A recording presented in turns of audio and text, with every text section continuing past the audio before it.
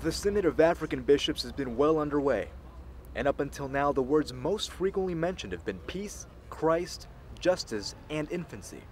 The 244 participants are voicing the continent's problems and sufferings while in Rome, and they're asking for help in getting rid of these injustices.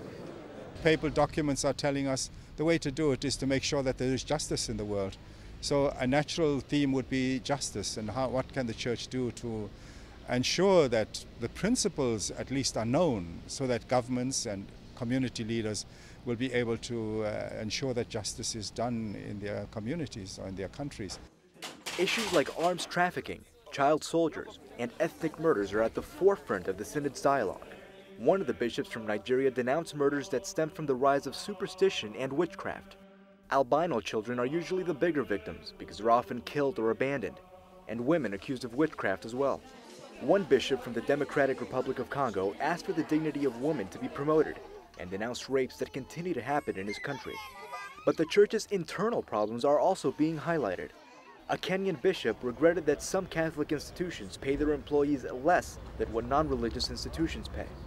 My hope is that whatever we have spoken about at this synod, that we will carry it back to Africa, and as a church, and therefore cutting across regions and the continent, that we will be in one voice in trying to implement whatever we have decided on here.